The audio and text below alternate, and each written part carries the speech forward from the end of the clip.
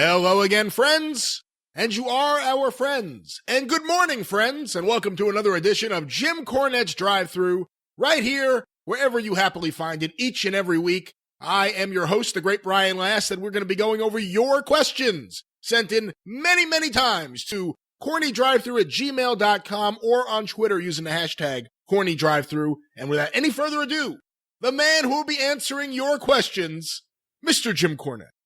Well, that's actually the best introduction that you've done to this program, I think, to date. And you were happy and you included everybody as our friends and you mentioned happiness a couple of times and it was a very good job. I wish I was in a better fucking mood for you to have introduced it that way, but I'm verklempt over here. What's the problem now? I'm verklempt. Are you a man I believe so, yes. No, I'm not. I'm trying. I was in the middle of asking a question. Okay. Are you a man who uses a brush on his hair? Depends on the length of my hair. Right now, I'm using a comb, but I have used a brush in the recent past.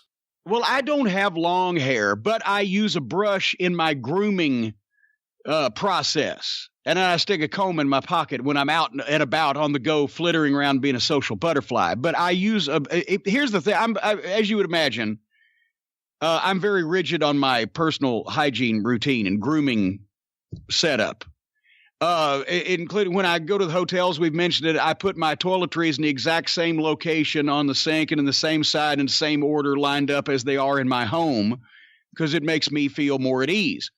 And I have the same routine when if I, for example, take a shower, soap up the hair, then do the body wash with the scrubby-doo thing and exfoliate your body and all that stuff. Then wash the hair, then rinse, then do the conditioner, then rinse, then get out, dry off first, obviously, and then towel dry the hair, and then take a brush and quickly brush it into place, and then so that I don't feel soggy. Even though I don't have a lot of hair, I hit it with the goddamn, the blow dryer just for a few seconds to kind of fluff it up a little bit. That way I feel fluffy and fresh as the morning sun. Then I shave. Then after the shaving comes the brushing of the teeth and then the mouthwash that follows up same. And then the deodorant and then the Axe body spray and then the cleaning of the eyeglass lens with my liquid eyeglass cleaner. Axe body spray. Well, it smells good. Okay. Yeah, the Axe body spray, because it smells good. But anyway, and then I clean my glasses. Come on. With the liquid glass cleaner and just a simple piece of toilet tissue. We'll do it when you put that liquid stuff on it. And then I'm ready to get out and about and start my day. And then I'll whip the brush through the hair again now that it's dry just to put it into place. But in the process of doing this, I never look at the brush. Because that's what I was going to say. If you use a brush on your hair, even if it's not regularly, and even if you've got short hair like me and not a lot of it like me anymore, my hair's only, an inch or two long or whatever. But today I was just going to straighten up the office bathroom up here in the Fortress of Solitude, high atop Castle Cornette, because I've got another film crew, as they used to say in the business, coming over tomorrow to shoot some footage for a broadcast I'm going to be a part of in the coming months, and you'll hear more on this later. You finally got that deal with Vivid, huh? Would you stop it? Okay. Just please. That's kayfabe. We're still negotiating. Anyway, and I wanted to straighten up my bathroom because if I'm going to have a guest in, if I have a guest in the castle, I want them to feel that they can use the bathroom without being exposed to my various bodily secretions and et cetera and everything. I want the bathroom nice and clean. So I'm polishing up the countertop and et cetera. And I look at my brush and I'll just, wait a minute, that looks awful fuzzy. Because see, I've had this same brush for about 8, 9, 10 years, I guess. Because I like the brush. I don't change my brush. I don't change a lot of my thing. I like the way it feels. It's the plastic bristles with the little round balls on the end of them that feel, it's like a massage of your scalp when so I like that. So I've kept that brush. Until one of those falls off and then you have the one little pokey one. Well, that doesn't happen with me because, apparently I thought I took care of my brush, but now I found out I don't because this thing is fucking clogged with all this hair, and I go, well, what the fuck? How could it? But apparently it's little short hairs, but a lot of them over 10 years will accumulate. Well, now that I've seen that, I've got to get it out, because now I can't use this brush in good conscience together that I thought was clean and hygiene or hygienary or sanitary or a suppository or whatever I'm trying to say. Now I got to clean it. I got to get this hair out. Well, I'm trying to start, but this hair is wound tight right around this goddamn thing inside the bristles, and I got the stubby fingers. So I get the scissors and I try to kind of clip it, and I'm clipping it so it's not wound around there, but it's still down there so far it won't come out. So then I get the goddamn little long pokey thingy it's a dental hygienist type of thing that you use to pick on your teeth, and I pry that in there. And that's working. I'm getting that hair coming out of the bristles where I can pluck it out with my fingertips, and I'm digging it out. I'm digging rows of it out, and rows of it, and rows of it. But with this is coming what I have come to believe is skin flakes and pieces of my epidermis that has been deposited there by those little round things scraping it up, because you're peeling all the time. We're all peeling. We're peeling all the time. We're losing skin left and right. Skin flakes everywhere. Look at your bed sometime and see the skin flakes. Anyway, so I'm thinking, well, now I've got these fucking skin flakes. Well, that's the fuck. Well, they're so fucking light and feather. It's hard to really get them. They're just everywhere. And plus they're kind of still trapped on the plastic of these things. So then I run it under the goddamn hot water trying to wash the skin flake, but then it becomes like globs of skin paste where it's just sticking everywhere. It's white things, and so I've got to take the goddamn towel and another brush. I went and got another brush, a secondary brush that I never use, and I'm brushing the brush to get the skin flakes off from around the fucking pieces of hair and filth and disgusting epidermal fucking residue that existed there before that I could ever use that brush again. And finally, just moments before we went on the air, I succeeded in cleaning the brush and making it once again suitable to run across my scalp that close to my brain cells. But just people, watch your brushes. Just keep watching the brushes is all I've got to say. I never could have dreamed.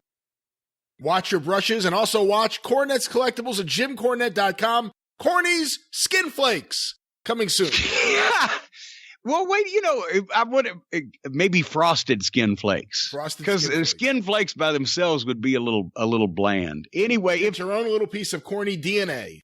If you'd like to hear, could they clone me from that? Yeah.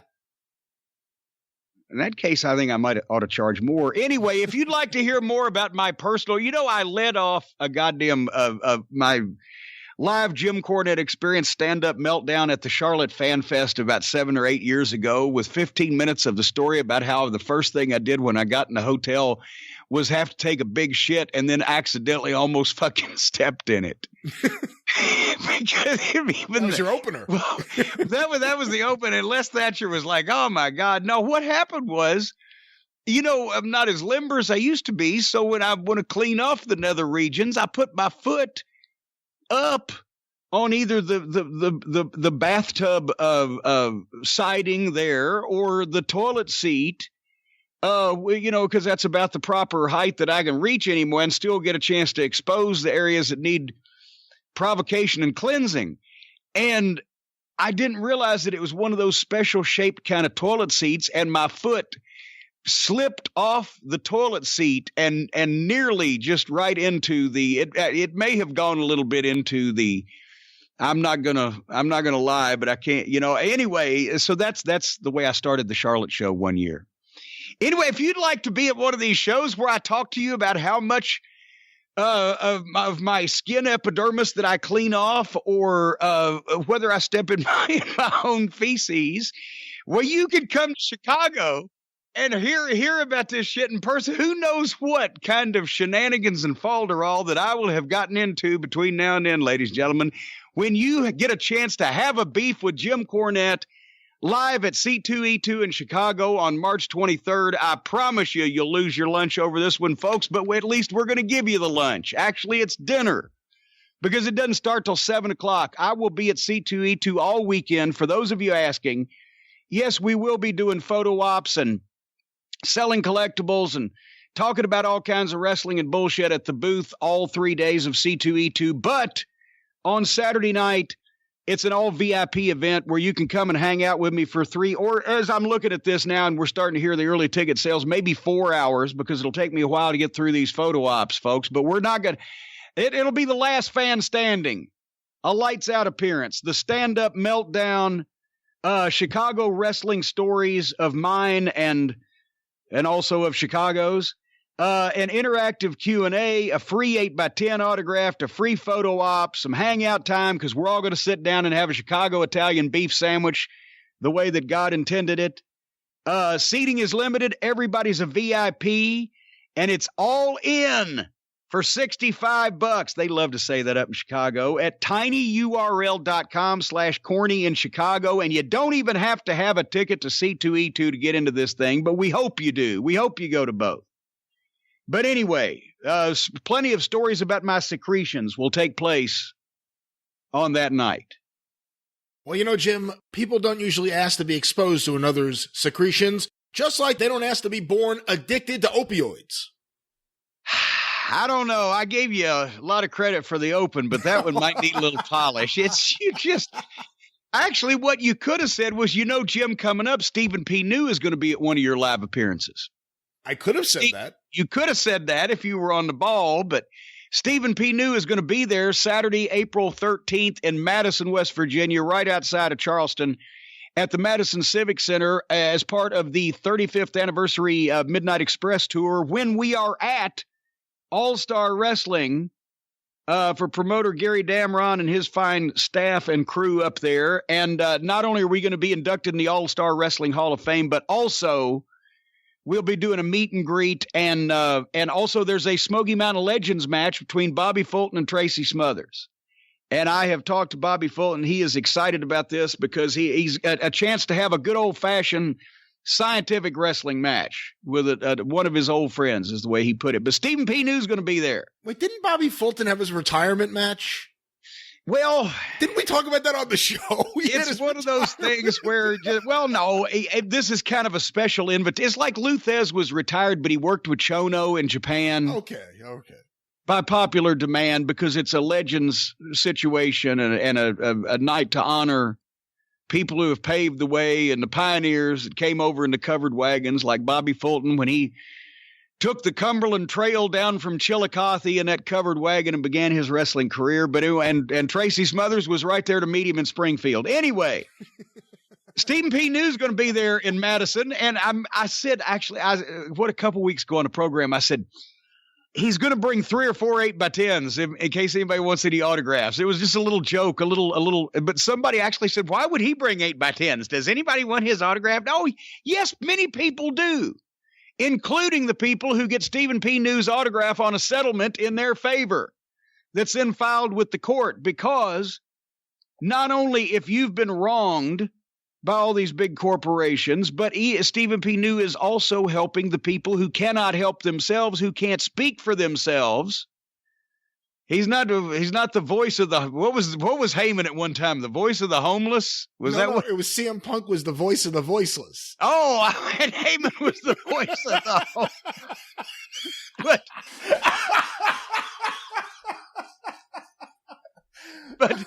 But Stephen, no, all right, in a serious vein, ladies and gentlemen. But Stephen P. New is the voice of the voiceless then. Now the CM Punk's retired and become the face of the faceless or whatever.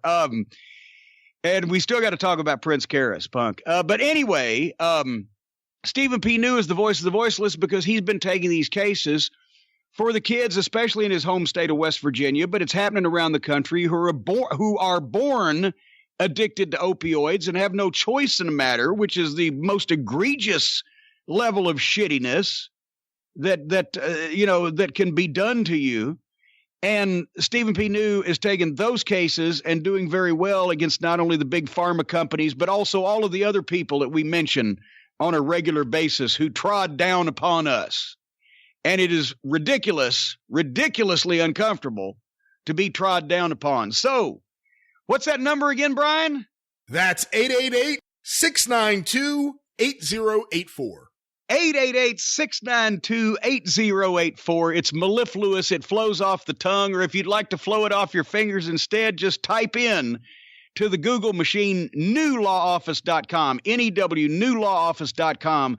If anybody in your family or anybody in your social circle is affected by not only opioid addiction in this specific case, but also by any other major corporation that has poisoned you or stolen your property or screwed you around in some kind of way, Stephen P. New will unscrew you. If you need to sue, call Stephen P. New. New is for you. Get even with Stephen. And he'll be there on April 13th with 3 or 4 8x10s signing autographs. And we'll see if New screws you, Jim. What do you mean? Why would you think that he's on our side? He's on the team. He's one of us. You never know. He's a heel fan. He could turn at any moment. Well, I'm a heel. Well, so now it's double negative. You never know what could happen. Well, what are we supposed to be doing on this program? We have listener questions, which we will get to right now as fast as we can. And this first one was sent in to CornyDriveThru@gmail.com. Hey, Jim, Matthew from Portland here. And I was wondering if you had any thoughts on WWE forcing fans to remove AEW merchandise at their shows. Does WWE have a history of this type of behavior? I feel it makes the company look petty and almost gives the impression that they are worried about the impact AEW might have in the professional wrestling world. Well, no, this is not, back to 1984, right? If there was any, if you wanted free WWF merchandise, you had to go to a TV taping wearing an NWA shirt. Wearing especially NWA something else. And they just give you a shirt and say, "Here, change." And I think, honestly, because I've been there and I've worked in the office and I can see both sides, and it's especially galling to Vince McMahon, who's paying millions and millions of dollars to put this TV program on, and that's the way he thinks. He's advertising other people. Eric Bischoff felt the same way. That's why I've had there was a few nitros where there were some interesting signs in the background to get Mr. Bischoff's attention when he ran Smoky Mountain Wrestling Towns that I considered mine. But so I can understand that side of it, but I think you got to say, hey, come on, guys, here's a free shirt. Put this one on or turn that one inside out. I don't think you can kick them out for it. I don't think you can just make them take it off and not give them anything. And also, what are the circumstances they're doing right now? But to answer the question, they've been doing this for 30 fucking years. And it's not like it's new, so it's not just all. And it was they did it with ECW stuff too or if they were in a friendly point with Paul for a little while there. But what are they doing now? Are they just saying, no, you got to take this off? Are they giving them something? Are they kicking them out? What's going on? Well, there are two examples I know of, and it may have happened more times than I just don't know of it. The most recent one, I saw photos. There was someone sitting ringside in an AEW shirt, and they made him remove it. What I thought was interesting was he was wearing a T-shirt under his T-shirt. So it was almost as if he expected it to happen at any point. And the other example I know of was the day they did the AEW press conference. There was a bunch of stories about two guys not being sold tickets because they were wearing AEW shirts. And then you come to find out they work for Pro Wrestling Tees, and the fix was in a little bit on that. And I gotta say, it's a great marketing campaign. If you get WWE to start attacking anyone wearing your shirts, you get a lot more attention for that now than Crockett ever got way back in the day. Well, and also, to be quite honest, if they work for Pro Wrestling Tees and they've come from the rally and they've spotted them, they know who they are to know that much, then they probably don't want to sell them tickets because who knows what else they were coming there to do or try to perpetrate or whatever. Yeah, I can see that. Was there any shirt that someone could wear to a Smoky Mountain show that would have caused you to blow your top from backstage? Wrestling is fake, but there weren't any of those shirts. Are you fucking kidding? But beside here, one of several things. Number one, our fucking camera work wasn't good enough. You could really tell what these people are. Number two, we didn't focus on the crowd that much, but every once in a while you'd see a wrestling shirt, but it wasn't a big deal in those days in them there hills to wear wrestling shirts of any kind. I don't remember seeing in the Coliseum in Knoxville. I don't remember seeing a ton of people wearing WWF t-shirts. And WCW wasn't selling anything in those years. So it just wasn't a thing back then. We probably more Rock and Roll Express and Tracy Smothers t-shirts because those were the baby faces selling them. Our next question, Jim, was sent in to CornyDriveThru@gmail.com from Dr. Chris Colmy. You recently made a comment about King Kong Bundy dumbing himself out of position. I've always wondered why he wasn't a bigger star. He had a good look for a monster heel. The name is catchy. His promos aren't great, but he could talk enough. He did headline WrestleMania 2 and the Fritz Von Erich retirement show. Mentioning him just made me wonder why he wasn't a bigger attraction. On a rather hilarious Memphis 1984 promo where Bundy and Rick Rude interrupt Jerry Jarrett while receiving a trophy, Bundy mentions that he has a secretary. So perhaps she wasn't great at reminding him of his match schedule? Any stories or observations, like how he dumbed himself out of position, would be appreciated. Oh, God, I didn't mean he dumbed himself out of position for his whole career. We were talking about Mid-South Wrestling when he was a rookie or close to. Did I miss something, or was not Bundy a big fucking deal until he pretty much got out of the business? I thought he was. Just, yeah, he just retired earlier than most guys do. I don't know if it was, I know he did a lot of television. I don't know if he wanted to do that. I don't know if he got injured or whatever the fuck, but he did retire on a full-time basis, and he came back and made a few independents because he lived, I guess he still does, up in Jersey, right? Yeah, and remember, when he left, he got that big endorsement deal with the computer company. Yeah. So the specious nature of your claim, no, Bundy was huge, especially on top with Hogan. He was one of Hogan's biggest money opponents. He just didn't work that long. But what I was talking about, he was in Mid-South Wrestling in 1983, and I think he broke in like 81, 82. When they brought him to Atlanta, and we were just been able to start getting TBS on cable at that point up here, and they bring him in as Crippler Chris Cannon, the 400-pound, and he had dark hair, and it was not a good look for Bundy. But shortly after that, I think like 82, 83-ish, they changed King Kong Bundy. He worked there in Atlanta, and then he went to Mid-South, and he was still a little green at that point. But I mean, you can't teach that. Not only that size and that look. I mean, the Kingpin from Spider-Man come to fucking life, except bigger. It's classic. And the way he was able to move around once he got his shit together, that's why he was a big money guy. But it's just Ernie. I don't even know, because it happened before we got there. We were right as we were coming into the territory. They were telling the story. Everybody in the locker room was repeating Ernie. Bundy, you big fat piece of shit. We bring you in here. We bring guys in to get you over. And what do? You dumb yourself right out of position. I don't know. He had done something dumb in a fucking match in Shreveport, and Ernie was being hyperbolic. I think they all parted as friends when Bundy left and went. Where'd he go from Mid-South? He was in World Class. Did he go to New York from there? He was in World Class before Mid-South. Then he went to Mid-South. Then he went to Memphis. That's right. Actually, Georgia, Memphis. And then remember, he made an appearance in the AWA as Boom Boom Bundy. Yeah. A brief appearance. And by early 85, he was in the WWF. Yeah. So, I mean, it was pretty quick there. And Boom Boom Bundy, that could have been, they should have come up with that for Brody. Boom Boom Brody. Well, they couldn't call him Bruiser Brody because they had a bruiser, so they made him King Kong Brody. Yeah. So they couldn't call him King Kong Bundy because they had a King Kong Brody, so they just made him Boom Boom Bundy. I made Jesse Barr Boom Boom Barr one day on Memphis TV, and he was so fucking embarrassed. Because who the boxer Boom Boom? Was it Ray Boom Boom? Mancini, yeah. Mancini, right? He had just had a big fight. That's how long ago this was. And it made news for something or other. I can't remember what it was. I said, it's Jesse Boom Boom Barr. He's going to knock him out of whatever the fuck I said. And Jesse's like, why am I Boom Boom? He didn't understand. He didn't know about the boxer. He didn't know the whole thing. How good was Jesse Barr? And were you surprised when he became Jimmy Jack Funk? Yeah.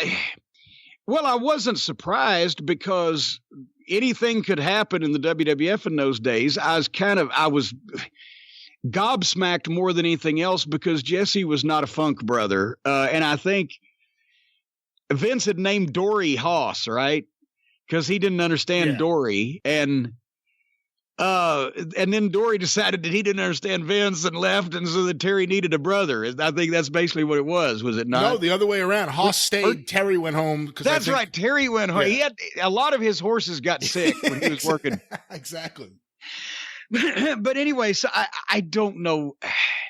I mean, Jesse Barr obviously respected the Funks and was, happy as a clam to get that spot there for a little while. But when I managed Jesse, he was real green because he had only been working a year or two up in Portland. His father was Sandy Barr, the Portland Rev. His brother was Art Barr, little brother. Art wasn't even in business at this point yet. But he was big and strong, and he had a decent amateur background on a local level. Of course, in Memphis, we try to push him like he missed out on being on the Olympic team or whatever the fuck, which was a big stretch, but who knew back then, right? But Jesse, he was good, and he should have been better had he been in the business longer, but he was real green when he was in Memphis, and so was I. So poor Dutch Mantell, fuck, now that I look back. I didn't realize, because I didn't know what the fuck Jesse didn't know. He was a established pro to me. He'd been in business like a year and a half. I'd been in business 6 fucking weeks. So now that I look back on some of those matches, I see poor Dutch Mantell carrying all of us. Should have been hunchbacked. But I don't know why he got out of the business when he did. Maybe it's just after that run, the territories were gone. Our next question, Jim, was sent in to CornyDriveThru@gmail.com from Jason Giaconetti. Jacking it, whacking it. You have talked about many of the talented guys from OVW that got buried with horrible gimmicks and killed off any chance they ever had to get over. My question is about Ken Doane. Ken always seemed like he would have been one of the top young talents coming out of OVW and could have been a huge star in the WWE. During his time in OVW, he looked like a superstar. While we know the Spirit Squad killed his chances in WWE, I was interested in what your thoughts are on Doane, and could he have been a star in line with guys like Randy Orton if given the chance? If everything had worked out well, I don't know if he could have been big as Randy Orton, but he could have been up there. He's another guy. He was too young. See, like Rene Dupree was 18, I think. I think Ken Doane was 19. He was just preternaturally large, as they say, for his age. Yes, I mean, a Spirit Squad killed everybody. Jeter should have been a fucking big star. He would have been a huge baby face. Bondo was the best all-around wrestler, the whole bunch of them. He still, to this day, he does the motion capture thing for the video games because he can do everybody's wrestling moves. The only way that, bless him, that Nick Nemeth got out of it was that he grew enough hair and changed his name to Dolph Ziggler, and he just upped his game to the point where and changed his whole aura to where nobody really noticed. He used to be that Spirit Squad guy after a while. Ken Doane did a few things that rubbed some of the boys the wrong way when he was in developmental, and I think it was due to the fact that he was a younger kid and should have been left alone and allowed to mature instead of being made a fucking male cheerleader while he was still goddamn the same age as he would have been if he was still in college, which really just fucking buried him to everybody. That level of silliness, it was, it was dastardly for all those guys. But yes, he should have been bigger if everything lined up right, but they started doing shit way too soon. I don't think he did himself any favors before he matured, and it just didn't work out. Our next question, Jim, was sent in on Twitter using the hashtag CornyDriveThru from David Schnatz. Hey, Corny and Lasso. Schnatzing it. I just came across something I don't have a memory of. Jim and Sonny in a Super Soaker commercial. Oh, good Lord. What is the story behind Jim getting all wet with Miss Sitch? Well, Super Soaker was a goddamn sponsor. And my pleas to have it turned around the other way and have me shoot Sonny with a Super Soaker were ignored for obvious reasons of television protocol at the time.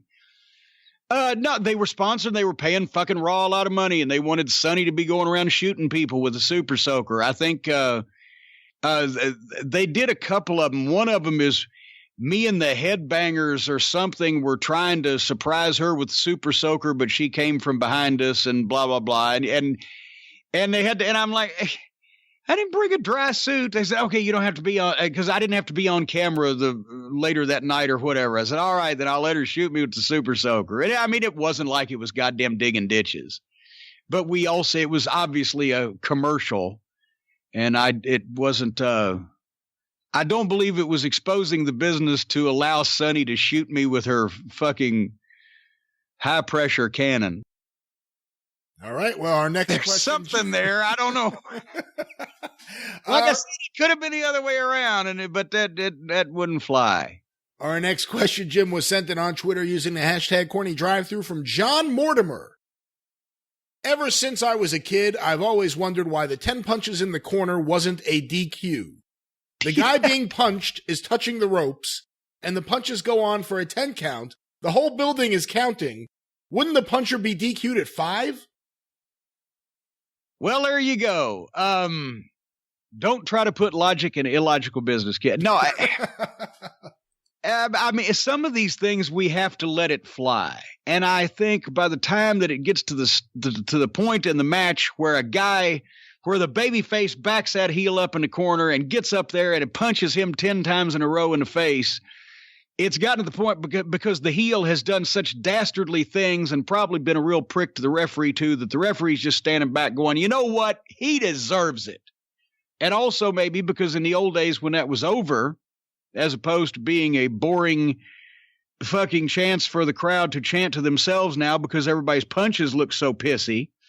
When it was really over back in the day, the people would have invaded the ring and grabbed the referee and lynched him if he would have fucking stopped it at that point, because they wanted to see the heel get punched 10 times. I always liked the guys that did 9 just to throw it off, so it wasn't too fucking predetermined. I don't know. It's kind of a dick move. If you really think about it. All these disappointed children counting, like when it just stops. I like when they keep counting past 10, even though the punches have stopped. Actually, here's the thing. Here was my favorite audience participation spot. That is one of the favorite spots that I ever did. I ever called, actually. I didn't do it, but I called it. It was the Dirty White Boy and Tom Pritchard at the Super Bowl of Wrestling when it was the Heavenly Bodies and Tracy and White Boy, right? And obviously the Bodies were the heels, so when Tony starts making this big comeback, Tom's going to get some color. And the way we did that, I'll expose it now because you can't really even tell even for when you watch the tape, right? But a little trick is that I learned from Bullet Bob Armstrong, as a matter of fact, in his match with the Mongolian Stomper, is if you are quick enough and surreptitious enough and talented enough, you can do your blade job right before you get whacked and nobody will notice it, instead of after when everybody's looking for it. So Tony's making his comeback, boom, boom, boom, and he fucking nails Tom, and Tom takes a big bump, from the punch, and Tony turns around and fires people up, and I think it's a 4-way going on anyway. So Tom, under his long hair, does his business, and it immediately stands up in front of the corner. Tony grabs him by the hair and starts giving him the head in the turnbuckle, right? He's just seen their face. When I told him, I said, I want you to pick him up, Tom, after you get your deal, you stand right up, and Tony, grab him by the hair and run his head in the turnbuckle 37 times in a row. And then, what? What the fuck? And then I explained, and then this is the way they did it. Because he ran it once, twice, 3 times, 4 times, it's looking good. And now the people start counting, right? 5, 6, 7, but at the same time, while this is going on, Tom at first was kind of all vim and vigor, but every single time, and you got to give him credit, every single time that he hit the turnbuckle, his knees wobbled a little more, his arms, he sold it with his body language a little more, he got a little more rubber-legged. Anyway, at 10, the people actually went the enthusiastic 10, right? And then he did 11, and you could hear a couple of murmurs of 11 and 12, and then they got out of it, right? Because I told him, I said, after 10, they're going to get out of it. Just keep going. And about 18 or 19, they're not counting anymore, but they're going to get back into it. You're going to hear it. So they keep going, and Tom's getting more rubber and more spaghetti and more like a rag doll. And at about 18 or 19, the people just start cheering. And all of us, then by the 20s, they're fucking blowing. And now Tom is literally, his head's coming off the fucking turnbuckle pad like a foot. And he's almost down on his fucking knees, and his whole body's out. And when he finally, the place was roaring when he got to 37, and Tony just let his hair go and he just fucking dropped.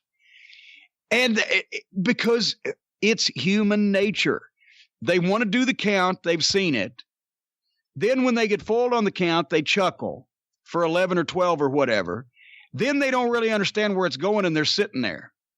Then they start noodling everybody next to them in the ribs with their elbow. Look at this. And then around 20, they're like, this is fucking good. Then they start popping in a kind of a fucking happy way, and then they really get going. And by now, by the way, I forgot to even mention, Tom got such a fucking great he hit a geyser.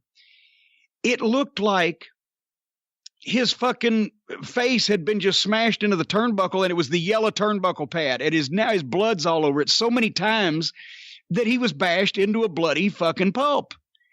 And the blood's fucking running down his chest. So by the time that he fucking drops and they see all this blood, and they see the blood on the turnbuckle, which Shawn Michaels was not happy about in the next match, by the way. But you know what the fuck. Anyway, it looked like it pulverized him. The place fucking blew. But it's a natural thing. You can do that if you have the right two guys and they do it the right way. And it's an escalating cell. By the time you get to the high numbers of something like that, they will not only be back into it, they will be fucking roaring. But then if you do it fucking too often and they've seen it, then they know what the fuck you're doing, and then they don't roar anymore. That may have been the best match I ever saw live in Smoky Mountain Wrestling, but we have a question about another match from Smoky Mountain. This one was sent in to CornyDriveThru@gmail.com from Tommy Howlett.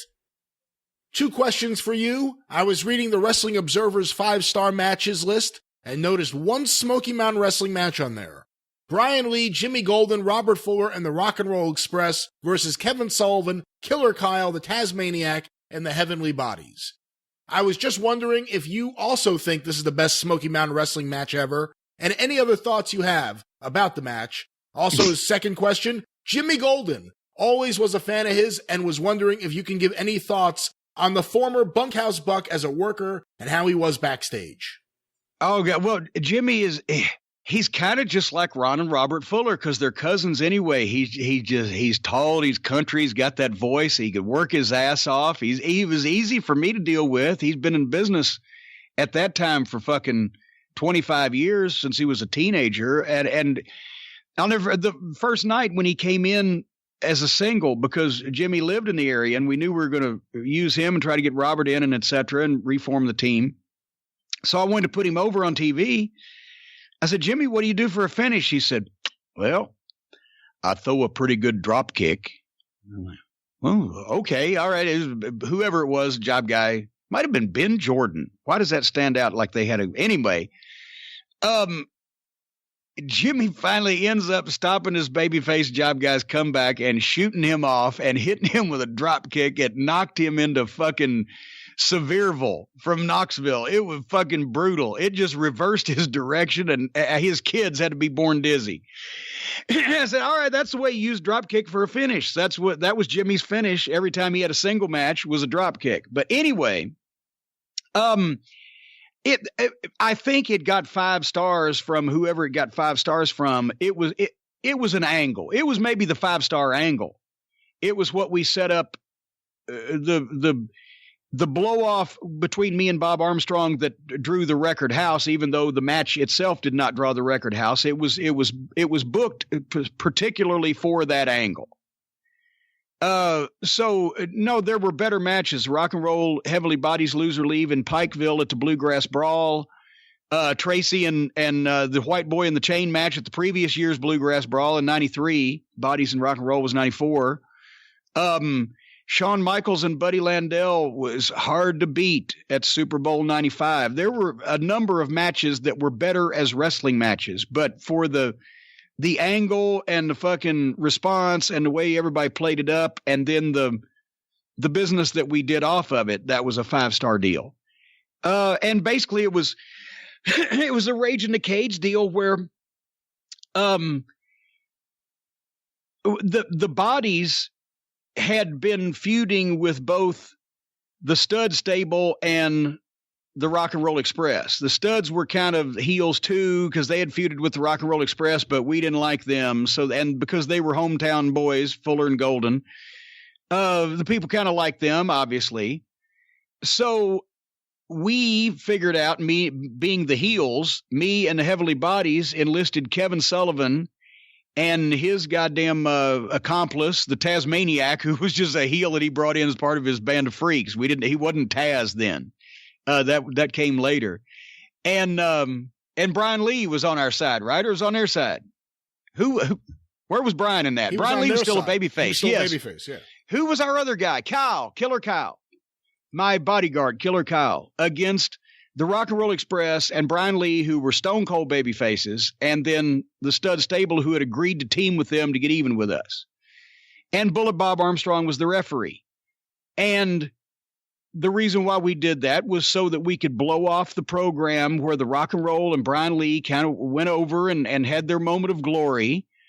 But then the Stud Stable could turn back completely heel by turning on the Rock and Roll Express and leaving them and Brian Lee to be fucking beaten and punished by us. And that's when Bullet Bob has to get back involved physically even though he's been the commissioner. And that's when we fucking chain him up to the cage where he was, because the deal was 5-on-5 and you have to handcuff all members of one team to the cage. So finally the Rock and Roll triumphed when Ricky Morton was smarter than everybody else and the heels all get handcuffed. Well, then the referee starts unhandcuffing the people that have been handcuffed, and he starts with the Stud Stable, who then grab the keys and throw them at us and leave the baby faces helpless and leave the ring. So then obviously Bob's got to make a big comeback, and then we got him and we handcuffed him like on the cross, crucified over the ropes onto the cage, and I whacked him about 35 times with the tennis racket, and actually legitimately not on purpose, but I think it was because he was strapped up in that crucified position like that, and it separated his sternum. It wasn't my racket shots. I maintain that to this day, but he had cracked sternum out of it. And they took him to the hospital. And people were trying to climb the cage. We had guys trying to get in. We had people trying to get in.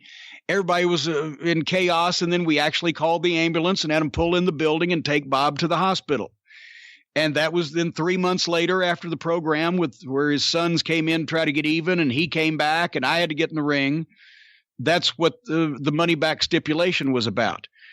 At the big event in Knoxville, if Bullet Bob did not only beat me one-on-one, but send me to the same hospital in the same ambulance that I sent him to, he would refund the money of every man, woman, and child that paid to see the match.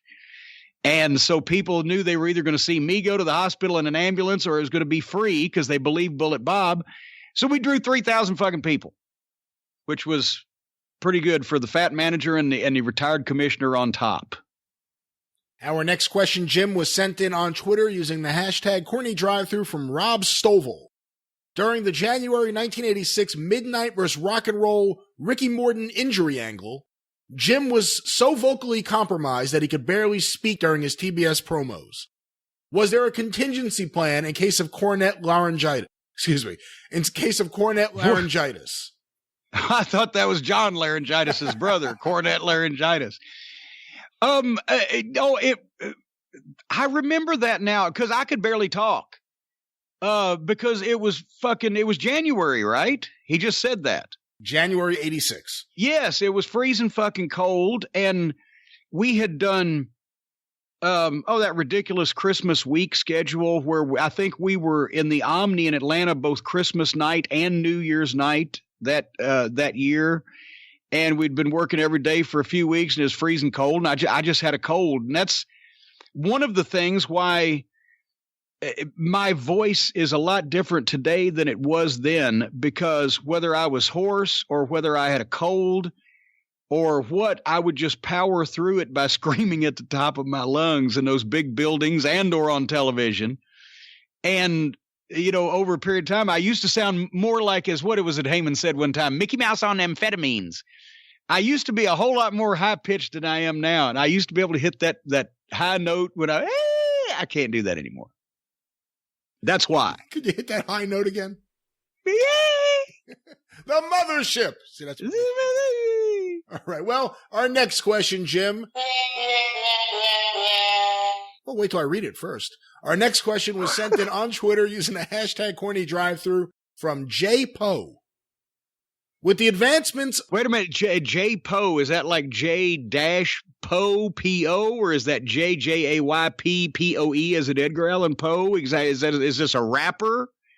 Is he a J Poe? What is he? It's the Edgar Allan Poe version of J Poe, yes. Edgar Allan version Poe. Yes. Well, here's J Poe's question. Thus quoth the J Poe, nevermore. With the advancements of television technology, with all the close-up shots and high definition, in your opinion, has high-definition television hurt wrestling? Is this why they have to do so much over-the-top stuff to make it look too real for the camera?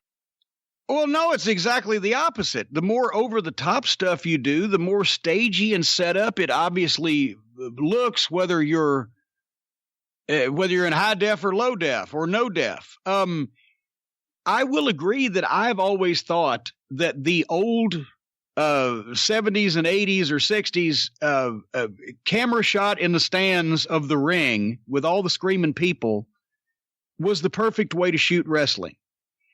And because it captured the atmosphere, it was what you saw if you were sitting in the building, unless you were one of those jaded ringsiders.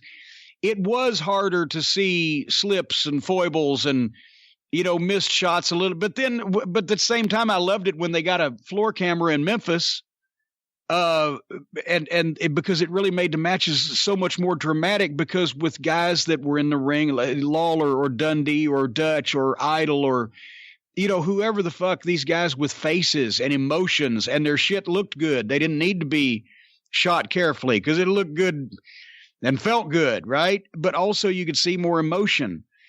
But as it is now, it not only is it it's more performance because they're doing more complicated things, which requires more cooperation, which requires more concentration, which causes some guys to lose their facial expression of the moment. So when you're right up there and you see, yeah, he obviously is looking for this or whatever, it spoiled it a bit. But part of it's to do with the production, part of it's to do with the fucking what's being shot, not how they're shooting it. What were you told when you went to Dallas? Because, just like Raw now, they were the first with the close-ups and the camera and the ring and everything else. Oh, yeah. Oh, that's everybody was all over the fucking top of us when we first got there. And I remember the microphones were everywhere. They're right up. The camera's right up and everything. And so that was great for me because I started giving the midnight, the pre-match in the corner pep talk that they would catch up, or they would catch up. They would catch on microphone and I'd be screaming, yeah, and get this fucking guy or whatever. I wouldn't say fuck. But Bobby and Dennis especially, because they were working most of the time with Fantastics, with Bobby and Fulton and Tommy Rogers, you didn't have to call almost anything. There was very little time. And Dennis was great. You could never catch him calling shit. Bobby, believe it or not, the guys used to be able to understand him, but he had little just... He wouldn't give you 5 sentences of direction. It'd be like, fucking, if he had you in a fucking chin lock, he'd say, fucking, arm drag me over and fucking, I'll tag Dennis, boom. And you did, and he did, and Dennis came in or whatever the fuck. It'd be something quick. So we didn't really have to worry about that, but also we never had to work with Devon Eriks because according to what Gino and Chris said, they were doing a lot of talking in those matches, trying to get the boys where they wanted them to go. So I don't know, but we didn't have any trouble with it. Our next question, Jim, was sent in via email to CornyDriveThru@gmail.com from Lawrence Brown. I recently read somewhere that a wrestler closing their eyes during a pin was a signal to the referee that they would more than likely be counting to 3 during the pin. Is this a fairly recent sports entertainment thing? I'd have to assume so because I've never heard you mention it before in regards to old school pro wrestling. In either case, it makes sense, but I was just wondering. Wait. I'm glad to know it makes sense. What was this now? I recently read somewhere that a wrestler closing their eyes during a pin was a signal to the referee that the referee would more than likely be counting to 3 during that pin. If you got to signal the fucking referee at that point, maybe it's the lights are too bright. When you think about it. No, I've never heard of such a thing in my life. No, here's the thing. If your shoulders are down and the referee doesn't count it, whether it's the finish or not, the referee knows that if anybody's running that show that knows what they're doing, he's going to get screamed at. It's your responsibility to kick out. If the referee counts the pin and it's supposed to be the finish, then everybody's happy. I've never heard of a closing the eyes. That means count this. Or if somebody just got hurt, they're going to say, this is it. Count him. Fuck it. It's not that fucking hard. Our next question, Jim, was sent in to CornyDriveThru@gmail.com from Hakam Gnisserp. I think we've had this man send in questions before. What? And here's his question. What is his last name again? Well, again, I think it's his name spelled backward. Gisnerp. It's Mr. Mix-Yes-Pitalik. Yes, that's him. Once again. Hey, Corny, how do the payouts work for wrestlers that participate in the Royal Rumble, especially when this is the main event match? I would assume that they do not take the main event money and split it 30 ways evenly. Is it based on the lengths of time that they wrestle, the position they enter at, the wrestler's contract or perceived drawing power, or some other method? Oh, good God. Well, and honestly, I have to say right now, I have no idea because there's no pay-per-view anymore. I don't know how they pay these fucking guys anymore. And probably the guys don't know either.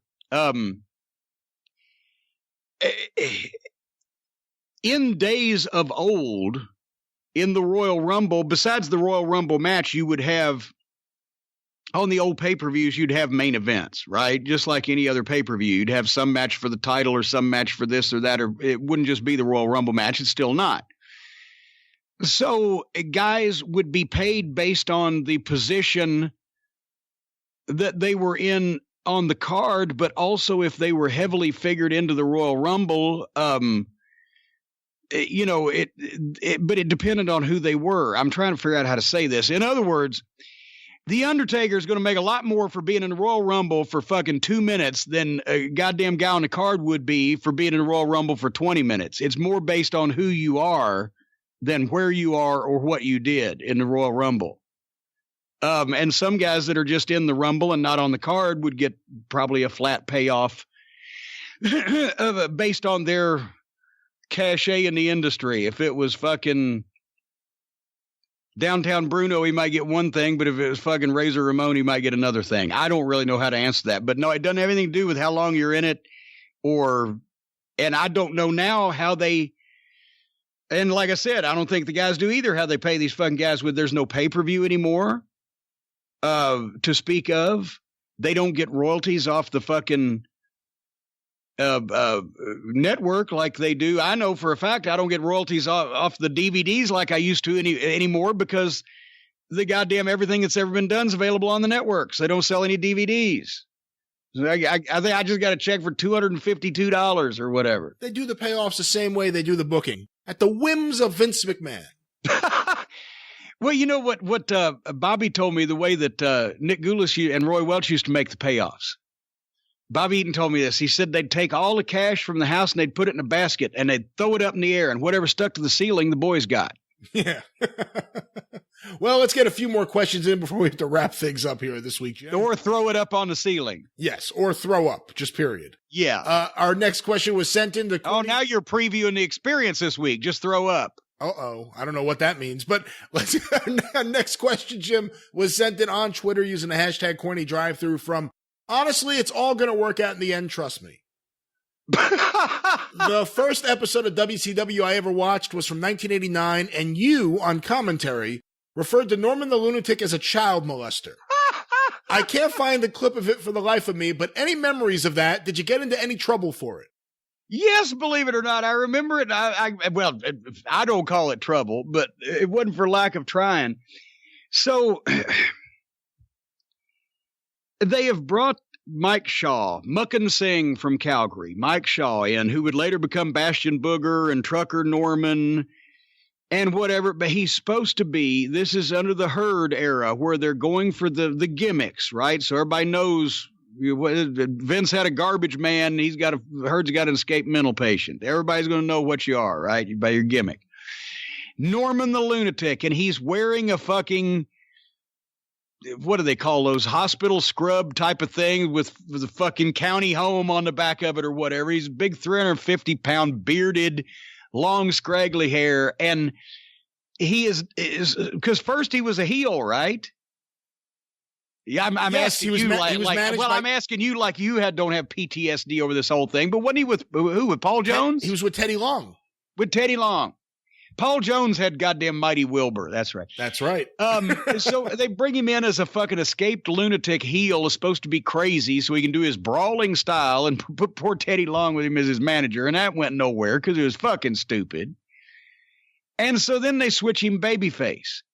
Well, now I'm doing the heel color commentary with JR. And as a matter of fact, this shows you the separation between the opinion of Jim Herd and Ric Flair. Every time that JR and I would do a Clash of Champions on TBS, Flair would go, "You're the greatest team. Fuck Vince and Jesse Ventura. You're our Vince and Jesse Ventura. You guys are the greatest team." And Herd hated us together because we were always going to be way too fucking good. And he didn't want either one of us to be. But anyway...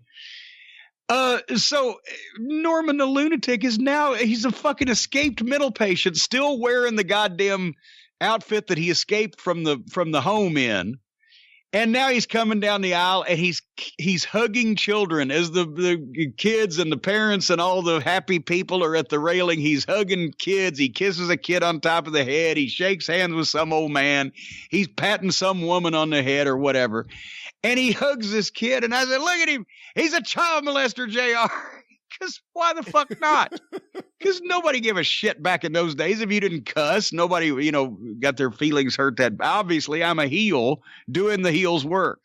But anyway, and it's an underneath match, and it's fucking stupid, right? He's a child molester. Look at him on that poor child.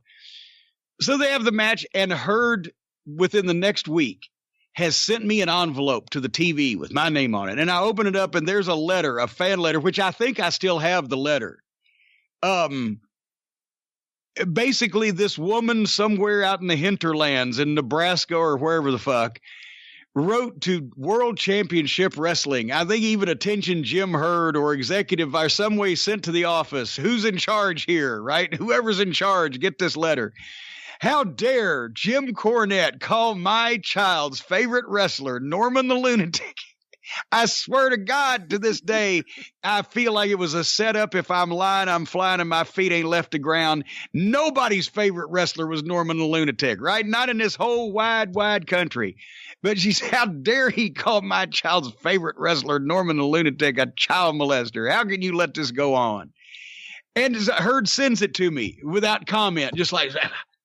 So you could not do anything good with this fucking guy unless he specifically was telling you exactly what to do. Then it was good. Otherwise, we could be the greatest fucking broadcast duo in all of wrestling. But no, one fucking woman in Omaha didn't like you.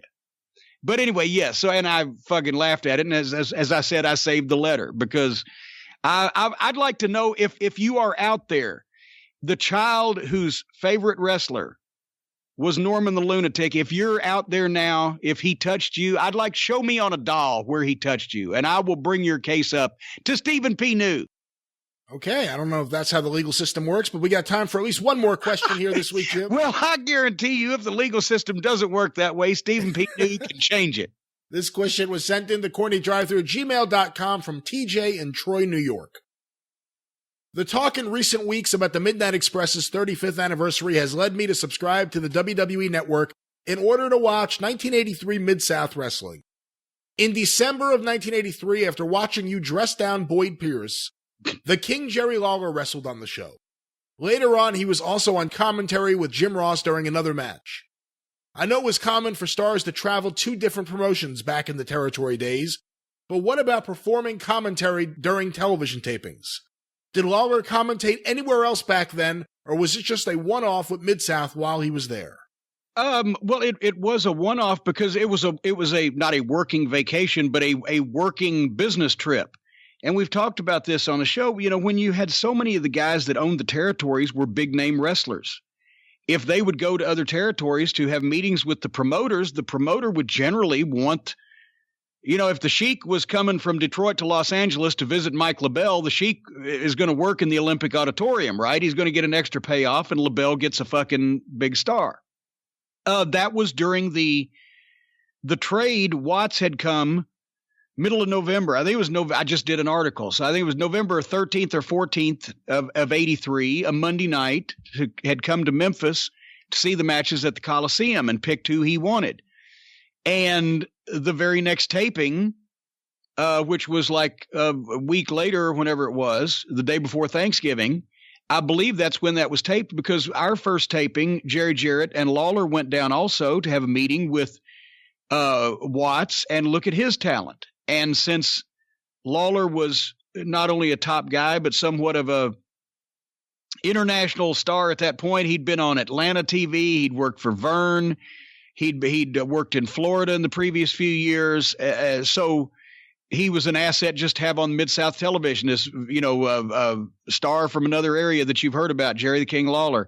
And because he was better at talking than anything else, you know, that Watts would have wanted to use him for, he put him out there for commentary because Lawler could get shit over. So, but that was just, that was part of the trade. And they didn't come back because they were there primarily to look at the talent and see who they wanted to get in return from the ones that they had let go. Would that have been the first time Lawler and Jarrett came face to face with Lanny Poffo? I sound like Lance now. You know, it was right about that time that Jarrett started talking to Angelo and they were making plans for Randy to come in, because that was very convenient. See, when Dundee went to Louisiana to book for Bill Watts, that made it a whole lot easier for Randy Savage to come in, because there had still been the issue with the parking lot, Pearl Harbor, and the gun and the broken jaw and all that shit between Dundee and Savage. So, yeah, Bill Watts always says that he had a role to play, that he was in touch with Savage, and, you know, he played a video for him on TV. I think he was going to go in there, and he recommended to Jerry Jarrett to talk to Savage, according to Bill Watts. That may be very well, because it was all happening at the same time. So, because Lanny was down there, and Randy might have come there, but it was Randy Savage was not a big star at that point. So Bill Watts wouldn't have said, "Oh, I got to get Randy Savage at all costs." It'd have been more like, well, you know, his brother's here and I'm doing a favor to his father because he needs a job type of thing. But it was natural for Savage to go to work for Jarrett because they'd been building that match with Lawler for fucking 6 years. It's interesting to know how many guys left ICW and the first place they went was Mid-South. Roop, Orton, Crusher Broomfield ended up there as one-man gang, obviously. Yeah. Well, Gang had no heat because ICW started him. He was just a kid that they found and groomed and broke in. So he really had no heat with any promoters, because even if you wanted to blackball some of the outlaws, that you blackballed the ones that were behind the office and behind the move, not, you know, just local guys that they found and broke in. But Watts was the only one. Well, think about this. They couldn't really, at the time, to be honest, once again, people don't remember. Randy Savage was not a big national star. So of the places that they might have had the opportunity to go to begin with, Florida was always, Eddie Graham was always close with Jerry Jarrett. Barnett in Georgia was always close with Jerry Jarrett. Watts may have been the closest territory that wanted to give him a chance. Jim, one final question this week. This was sent in to CornyDriveThru@gmail.com from Shane Higgins. Jim, I have heard both Jerry Jarrett and Bruce Pritchard refer to each other as Vince McMahon's yes man. I was wondering if you had an opinion on the subject. It sounds like you are friends with both and have worked with both. Why is there so much heat between the two? Oh, well, wait a minute. Jerry Jarrett referred to Bruce Pritchard as Vince McMahon's yes man. Bruce Pritchard referred to Jerry Jarrett as Vince McMahon's yes man? That's news to me. I don't know. No, Jerry did not treat Bruce with the utmost respect while he was there because Jerry came in to work for Vince McMahon and you know, it's Bruce, you know, and I think Bruce resents that to this day as the seed of some of that issue. But the way you just put it was perfect. He came in to work for Vince McMahon and it's Bruce. And so, but I cannot understand Bruce Pritchard calling Jerry Jarrett Vince McMahon's yes man. Let's just leave it at that. I can't understand that equation. Okay, and with that, we will leave it at that, and the drive-thru is closed. All right. Oh, man, that's it. Well, it was a new one right into the fart, and there's the applause. See, you ought to get updated like me. This show from now on, this show is going to end every single week with a standing ovation.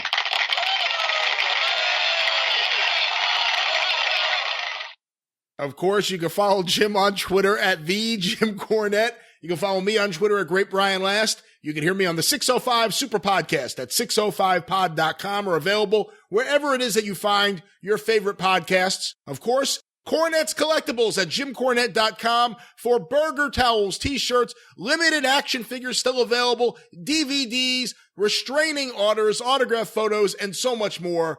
JimCornette.com. You can hear us on the Jim Cornette Experience when it debuts each and every Thursday. Of course, this week's show, Ricky Morton. So check that out wherever it is that you find your very favorite podcast. And if you listen on YouTube, go to the official Jim Cornette channel, tinyurl.com/official corny YouTube, or just search for Jim Cornette in the search bar on YouTube. And did I get through all the plugs? Was that it? I think you did. Burger towels are back, baby. Burger towels are back, but the figures are going to be gone soon. So jump on it right now at JimCornette.com. But until next week, when we jump on it once again, for Jim Cornette, I'm the Great Brian Last. Tally ho!